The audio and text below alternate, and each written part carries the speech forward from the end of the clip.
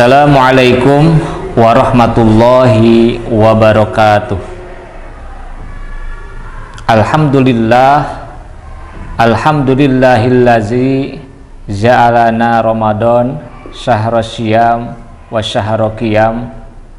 Wassalatu wassalamu ala sayyidina Muhammadin khairil anam wa ala alihi wa ashabihil kiram. Amma ba'd. Faqala Allah Ta'ala fil Qur'anil Karim, a'udzu billahi minasyaitonir rajim. Bismillahirrahmanirrahim. Ya ayyuhallazina amanu kutiba alaikumusyamu kama kutiba alal ladzina min qablikum la'allakum tattaqun. Wa qala an-nabiyyu sallallahu alaihi wasallam, man farriha biduhuli Ramadan haramallahu jasadahu ala niran. Hadirin wal hadirat rahimakumullah, puji dan syukur marilah kita bersama-sama panjatkan kehadirat Allah yang Maha Ghafur, yang mana pada hari ini kita semuanya bisa mengikuti bersama-sama kajian, terutama di bulan suci Ramadan ini 1443 Hijriah. Mudah-mudahan kajian kita, ibadah kita selama di bulan suci Ramadan ini merupakan ibadah yang diterima oleh Allah Subhanahu wa Ta'ala. Amin ya rabbal alamin. Tidak lupa salawat beserta salam semoga tetap tercurah limpahkan kepada baginda alam Nabi besar Muhammad sallallahu alaihi wasallam. Tidak lupa kepada keluarga, sahabat, tabi'in, itba tabi'in, sampai kepada kita sekalian. Mudah-mudahan kita semuanya termasuk ke dalam golongan umatnya yang mendapatkan syafaat, mendapatkan pertolongan dari beliau. Hadirin wal hadirat, pemirsa, jemaah sekalian, pada hari ini saya akan menyampaikan tentang yang berkaitan di bulan suci Ramadan, di mana kita semuanya hari ini sudah memasuki bulan suci Ramadan, bulan yang penuh dengan rahmat Allah, bulan yang penuh dengan ampunan Allah, bulan di mana Allah akan membebaskan daripada api neraka. Orang-orang tentunya berharap ingin berada atau memasuki bulan suci Ramadan. Karena apa? Karena jangankan ibadahnya, tatkala berbahagia, berharap, senang karena masuknya bulan suci Ramadan, sebagaimana sabda Rasulullah sallallahu alaihi wasallam, man fariha biduhuli Ramadan haramallahu jasadahu ala niran. Barang siapa yang berbahagia dengan masuknya bulan suci Ramadan, maka Allah akan mengharamkan jasadnya ke dalam api neraka. Tentu kita semuanya baru itu adalah dengan kita berbahagia, apalagi kita mampu melakukan ibadah selama bulan suci Ramadan.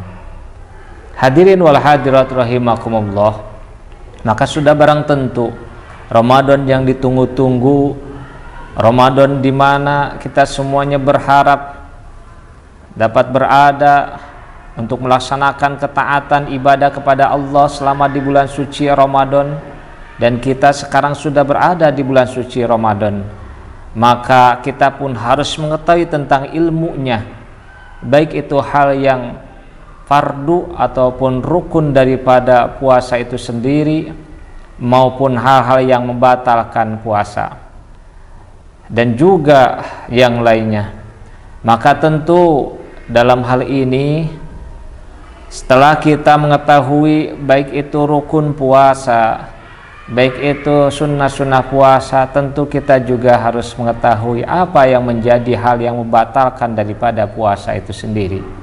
Supaya apa? Supaya ibadah kita selama di bulan suci Ramadan ini ibadah yang benar-benar diterima Allah Subhanahu wa Ta'ala, ibadah yang benar-benar ibadah yang tentunya berkualitas, ibadah yang tentunya menjadi ibadah yang diridhoi oleh Allah Subhanahu wa taala. Maka di sini saya akan menyampaikan hal-hal yang membatalkan puasa. Di dalam kitab Taqriratus Sadidah karangan Al-Habib Zain, beliau menyampaikan tentang mubtilatis saumi, hal-hal yang membatalkan puasa. Di dalam kitab ini beliau menyampaikan bahwa yang membatalkan puasa di sini ada dua, wahiyya kismani, yaitu ada dua bagian. Yang pertama, kismun yubtilu sawabas saumi la sauma nafsah, yaitu bagian yang pertama yang membatalkan pahala puasa, walaupun puasanya tetap sah tetapi bisa jadi pahalanya tidak didapatkan. Orang yang mendapatkan hal seperti ini fala yajibu alaihil qada, yaitu tidak wajib qada. Artinya ini puasanya sah tetapi bisa jadi pahalanya tidak diperoleh. Yang keduanya kismun yubtilu sauma wa kadzalika sawab, bagian yang kedua itu batal puasanya, begitu pula pahalanya. Artinya puasanya tidak sah, puasanya batal, juga pahalanya tidak diperoleh. Maka dalam bagian yang pertama, al-qismul awal, yaitu bagian yang pertama al-muhbitatun, yaitu al-muhbitah di sini ma yubtilu sawaba saum, yaitu perkara atau sesuatu yang membatalkan daripada pahala puasa. Karena ada suatu keterangan dari baginda Rasulullah SAW, Rasul pernah menyampaikan, kam min shaimin laisa lahu min siyamihi ilal ju'i wal asr. Berapa banyak orang yang berpuasa tetapi tidak didapatkan puasanya kecuali hanya ilal ju'i wal as, kecuali hanya lapar dan haus saja. Artinya puasa ya puasa tetapi tidak diperoleh, yaitu pahalanya puasa hanya mendapatkan lapar dan haus saja. Siapakah mereka? Yang pertama al-ghibatu, yaitu orang yang ghibah, wahiyya zikruka akhaka muslima bima yakrahu walau kunta shadiqan. Itu yang dimaksud dengan ghibah itu menceritakan saudaranya yang muslim, yaitu tentang kejelekannya, walaupun memang itu benar gitu, bahwa orang tersebut yaitu misalkan jelek. Contoh, kita misalkan menceritakan tetangga, saudara, orang lain dengan teman tentang misalkan orang tersebut ada yang pelit, kita obrolkan tentang orang tersebut bahwa dia pelit, dia kikir, disampaikan, diobrolkan dengan orang lain walaupun orang tersebut benar. Nah, itu termasuk ghibah, yaitu menceritakan kejelekan orang lain.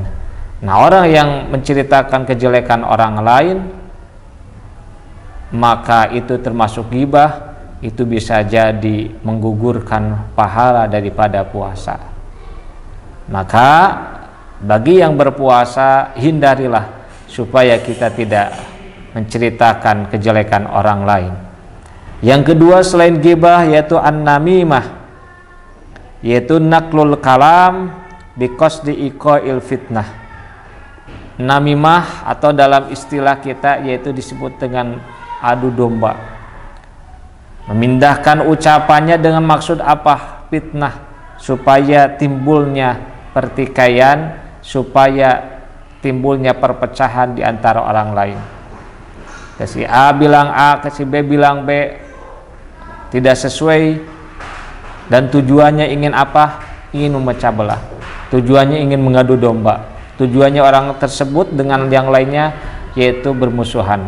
Maka itu pun orang yang berlaku namimah itu termasuk hal yang bisa menggugurkan ataupun membatalkan daripada pahala puasa itu sendiri.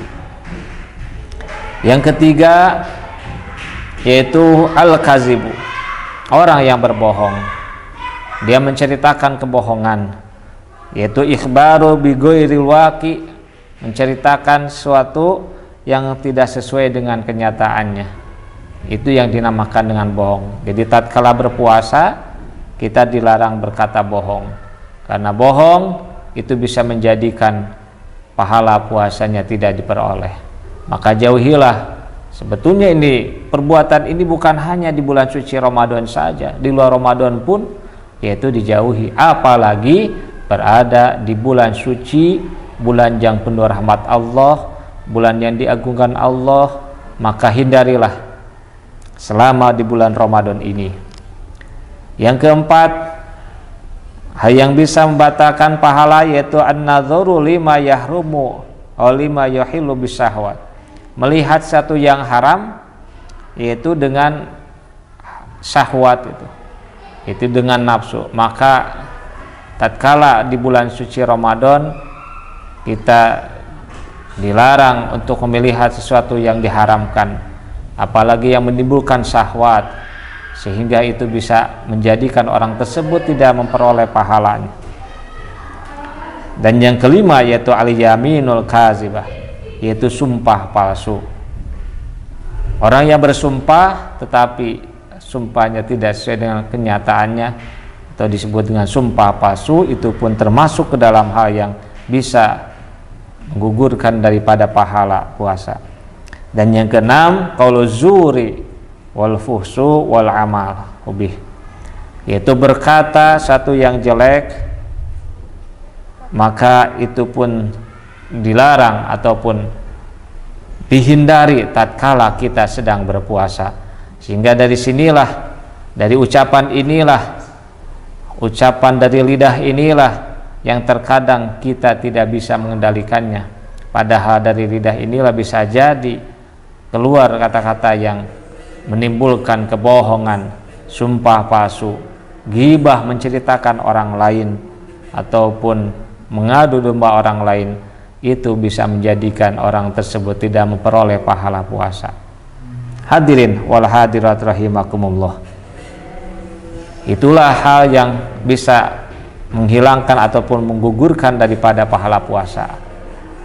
Akan tetapi bagi orang tersebut tetap puasanya sah, puasanya yaitu puasa yang tidak membatalkan. Nah, yang berikutnya hadirin rahimakumullah, yaitu bagian yang kedua, al-mubtirat wa hiya ma yubtilu aslas saum, yaitu hal yang membatalkan puasa. Itu ini merupakan asal daripada pembatalan puasa. Jadi apa saja yang termasuk ke dalam perkara ataupun sesuatu yang membatalkan puasa, artinya puasanya batal, puasanya tidak sah. Dan ini bukan hanya batal puasanya, tetapi pahalanya juga tentunya tidak akan diperoleh untuk bagian yang kedua ini. Siapa saja mereka? Yang pertama, al-mufattiratul awal ar-ridatu, yaitu murtad. Orang yang keluar daripada Islam, keluar dari agama Islam, murtad, maka itu bisa membatalkan puasa. Walau kanatir ridatul lahdota wahidan, walaupun murtadnya itu hanya sebentar. Itu orang tersebut yaitu qat'ul Islam biniyatin au qaulin au fi'lin, keluar daripada agama Islam baik itu dengan niat, dengan ucapan, apalagi dengan perbuatan. Saya akan mengatakan dia sedang berpuasa, mulai hari ini aku akan keluar dari agama Islam. Maka tentu walaupun itu hanya sebentar, ya, terus dia langsung mengucapkan aku kembali lagi masuk ke dalam agama Islam, walaupun hanya sebentar, tetap itu disertai dengan niat, maka itu bisa membatalkan puasa. Karena seyogianya orang yang diperintah melaksanakan puasa yaitu orang yang Islam, bahkan orang-orang yang beriman. Ya ayyuhallazina amanu kutiba alaikumusiyam kama kutiba alal ladzina min qablikum la'allakum tattaqun. Wahai orang-orang yang beriman, telah diwajibkan atas kalian berpuasa sebagaimana diwajibkan atas orang-orang sebelum kalian, supaya kalian atau supaya kamu bertakwa. Maka di sini perintahnya juga yaitu orang-orang yang beriman, orang-orang Islam. Maka di luar daripada Islam tatkala puasa itu mereka tidak sah puasanya. Termasuk juga orang yang Islam keluar Islam, artinya murtad, itu pun termasuk ke dalam bagian hal yang membatalkan puasa. Yang kedua yaitu al-haidu wan nifasu wal wiladah. Yang kedua yang membatalkan puasa yaitu orang yang haid, nifas maupun wiladah. Nah, yang tiga ini biasanya ini bagi perempuan. Jadi perempuan yang haid, nifas, wiladah, maka itu hal yang membatalkan puasa. Nah, itu apabila sedang haid batal puasanya, tetapi nanti yaitu di qada puasanya. Nah, yang ketiganya asalis al-jununu walau lahdatan. Yang ketiga yaitu junun, orang gila gitu. Di sini bahasanya walau lahdatan, walaupun hanya sebentar gitu. Jadi orang gila maka itu tidak sah puasanya. Kita lihat mungkin ya, Indonesia semuanya lihat ada orang yang tidak pakai ataupun bajunya compang-camping di jalan makan, wah itu kelihatannya itu orang gila. Itu orang gila karena tidak sah gitu ya. Ataupun ya tidak puasa karena memang tidak sah puasanya, karena namanya juga orang gila. Orang yang tidak berfungsi pikirannya, sehingga bagi orang gila maka itu termasuk orang yang tidak sah puasanya ataupun batal puasanya. Yang keempat, ar-rabi al-igma wa sukru, yaitu yang pingsan maupun mabuk. Jadi berkaitan dengan pingsan, kalau orang sedang berpuasa lantas pingsan, maka itu bisa membatalkan puasa. Di sini iza amma jami'an nahar, apabila seluruh siangnya itu yaitu pingsannya itu lama gitu ya. Jadi dari mulai sudah beres sahur pingsan, pas bangun-bangun atau sadar-sadar ketika buka, nah maka itu bisa membatalkan puasa. Termasuk juga orang yang mabuk, kecuali misalkan mabuk perjalanan gitu ya. Itu mabuk perjalanan itu, kalaupun misalkan mabuk perjalanan ketika melakukan perjalanan jauh, ketika mudik, maka itu orang yang melakukan perjalanan seperti itu tidak membatalkan puasa, asal cepat-cepat berkumur-kumur dibersihkan itu ya dari mulutnya itu. Dan yang kelimanya yaitu al-jima'u, yaitu melakukan jima ataupun hubungan suami istri. Nah, ini orang yang melakukan jima terutama sedang berpuasa siang hari, orang tersebut mengetahui tentang keharamannya, maka itu bisa membatalkan puasa. Bahkan bukan hanya itu, ini lebih berat itu, sehingga didapatkan di dalam kitab ini diterangkan alaihim satu asya, bahkan ada 5 yang diperolehnya itu. Yang pertama, orang tersebut mendapatkan dosa karena sedang berpuasa. Yang keduanya wajib menahan, tidak boleh berbuka ya. Yang ketiganya wajib ditazir, yaitu menurut hakim. Yang keempatnya wajib qada, ya, bahkan yang kelimanya wajib kifaratul udma. Nah, ini yang paling berat. Apa saja kifaratul udmanya? Yaitu di sini ada 3 perkara, di mana 3 perkara ini perkara yang berurutan, jadi harus tertib. Yang pertama, dia harus merdekakan abid yang mukminah, perempuan mukmin. Kalaupun tidak sanggup karena sekarang tidak ada hamba sahaya, maka dengan cara puasa 2 bulan berturut-turut. Jadi kalau udah 1,5 bulan lantas batal puasanya, maka harus diulang lagi dari awal, karena dia telah melakukan sesuatu yang memang dilarang oleh Allah. Kalaupun tidak mampu, maka merdekakan, memberikan makan gitu ya. Memberikan makan 60 miskin, likulli miskin mud, setiap 1 orang miskinnya yaitu 1 mud. Maka ini yang lebih berat, sehingga hindari satu yang bisa batalkan puasa, terutama dalam hal ini, yaitu di poin ini, yaitu dalam melakukan jima. Ini harus sangat-sangat dihindari. Dan yang keenam, yaitu hal yang membatalkan puasa, yaitu wusulul aini min munfadatil maftuh ilal jauh. Jadi masuknya sesuatu, masuknya barang ataupun masuknya makanan dalam sesuatu yang berlubang, karena dalam tubuh kita ada 5 lubang. Itu kalaupun dimasukkan itu bisa batal. Mulut kita, hidung kita, telinga, itu terus juga lubang depan dan yang juga lubang yang di belakang. Nah, itu kelima lubang ini kalaupun masuk sesuatu, kalau misalkan ke dalam mulut kita menelan makanan ataupun minuman dengan sengaja, maka itu termasuk hal yang batalkan, walaupun hanya sedikit. Bagaimana kalau tidak sengaja? Kalau tidak sengaja, misalkan kita lupa, maka itu tidak membatalkan. Itu termasuk ke dalam rizku minallah, rizki dari Allah Subhanahu wa Ta'ala. Tetapi jangan sampai kita niatkan bahwa kita supaya apa? Supaya lupa makan gitu ya. Itu jangan, karena Allah lebih tahu apa yang ada di dalam hati kita. Kalau benar-benar lupa itu tidak batal. Tapi kalau ingat, kita makan walaupun sedikit, itu termasuk ke dalam hal yang membatalkan puasa. Nah, itu hadirin wal hadirat rahimakumullah, hal yang membatalkan puasa. Mudah-mudahan kita semuanya bisa menghindari perkara ataupun sesuatu yang membatalkan puasa, sehingga kita termasuk ke dalam orang-orang yang diterima puasanya oleh Allah Subhanahu wa Ta'ala. Mungkin itu saja dari saya. Mohon maaf atas segala kekurangannya. Wallahul muwaffiq ila aqwamit thoriq.